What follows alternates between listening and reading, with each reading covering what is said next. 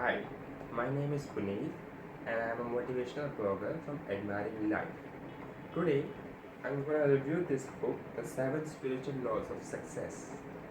Before I tell about this book, I want to tell you about the author, who is Deepak Chopra.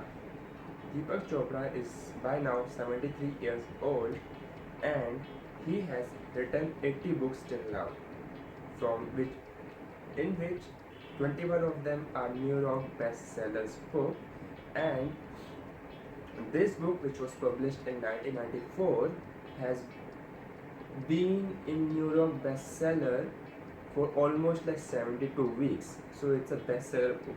Firstly, now let's go to decoding this book. So this book has 7 chapters in it. It's like 1 hour book, a pocket book which you can have in your pocket, or like I said, it has 7 chapters. So I will name them one by one. First chapter is the law of pure potentiality, which is the first law, the spiritual laws of success. Second law is the law of giving and receiving. The third law is the law of karma, or cause and effect. Fourth law is the law of least effort. And the fifth law is the law of intention and desire. And the sixth law is the law of detachment. And the seventh law is the law of dharma, or purpose in life. Before I break it down more further, I would like to take you to the another segment of this video. So in this segment, I would like to tell you something more about Deepak Chopra. As you might not know, he has also received some criticism, not against this book, but in real life. He has studied from AIIMS India, and he is medicine alternative advocate, also a public speaker and a writer too. But many hospital people and many experienced medicine doctors has said that he gives false hope by going spirituality, and what Deepak Chopra has said to all of them and to the world, that a one state of mind can change or heal the person without any medicines. Yes, that's his theory, but he has been criticized for giving false hope to the people to not go for legitimate medical treatments and follow his path. So these are the little criticism he has got in life, but that doesn't says you to not implement what is in this book. As spirituality is another segment of our life, we should always try one other segment if we are not getting results from the things we are already doing. So in the next segment, I will be telling you a little more about this book. Now, what about the laws mentioned in this book? Let me start with the first law, the law of pure potentiality. In this law, the author Deepak Chopra is trying to explain us that if you remain silent within yourself and accept who you are from inside, also if you're not having that social mask on your face, that is ego, and who is you from inside, the inner self, you will experience the law of pure potentiality, in which you will be able to live happily, genuinely, like real. Okay, so there are 3 types of things that Deepak Chopra has telling us that you can perform this law by practicing these 3 experiences, and you can only know about these 3 experiences, like how to perform them, from this book. Now let me go to the second law, which is the law of giving and receiving. The most interesting line in this second chapter I liked was, the more you give, the more you get. If you want more love, you have to give more love. So, like, it is always like that. If you want something more, you have to give something more. So that's what it is so that's the second chapter is talking about. To experience this law, you have to also practice 3 things which has been mentioned in this second chapter.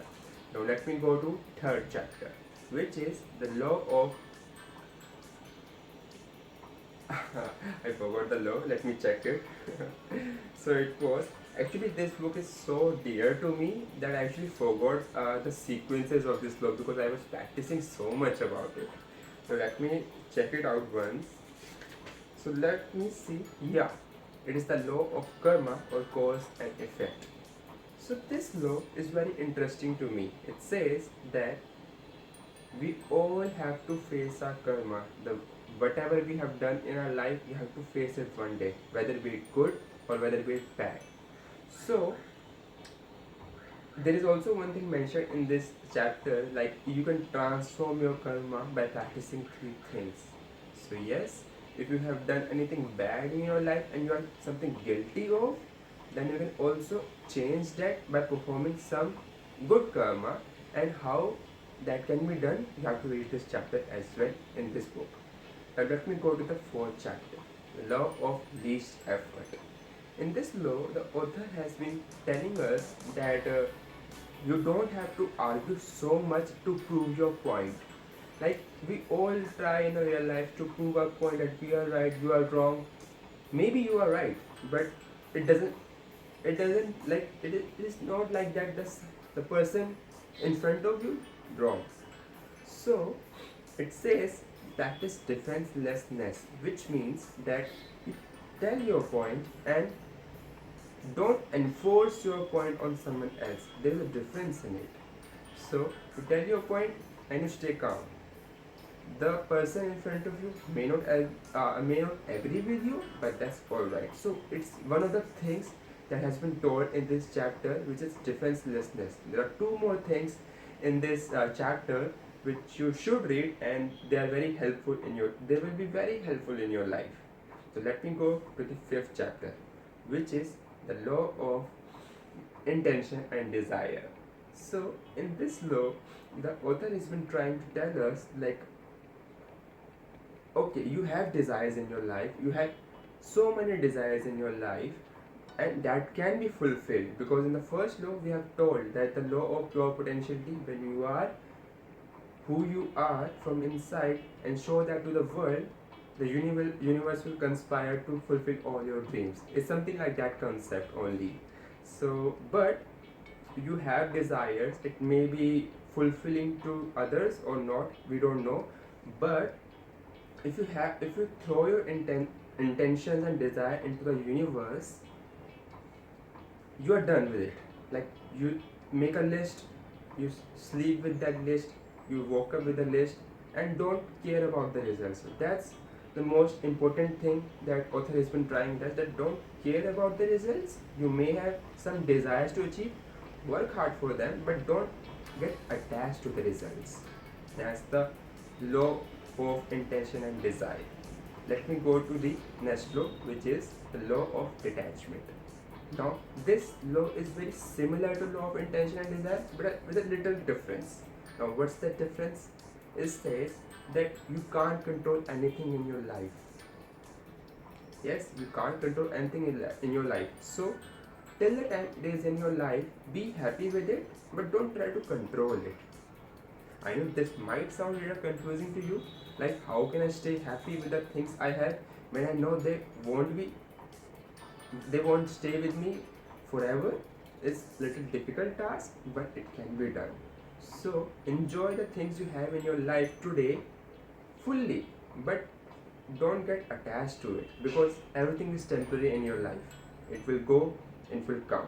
So that's the law of detachment the author is trying to tell us, and there are three practices also here. In every chapter there are three practices to perform this law, and you can just read it out, and it's just 90 pages book, and it just costs you around 200 rupees. So I feel you should go for it. Now coming to the last law, the seventh law, which is the law of dharma or purpose in life. So it connects all the previous six laws in this chapter. The last law tells you so much about exploring your talents, like if you have one or two or three talents in you, to how you can serve others with. Like you have so many hidden talents in you, and sometimes you even don't know. So this law tells you about how you can explore them and how you can use them to serve. Yes, this last law is the combination of all the 6 laws we have discussed, like how you can serve that potential, the talent within you to bring out happiness in others, and by serving your talents. So that's all from this book, and please like, share, and comment this video if you like it, and if you have read this book, please comment and let me know your thoughts. Thank you so much for watching my product review of The 7 Spiritual Laws of Success by Deepak Chopra. This is Motivational Puneet signing off.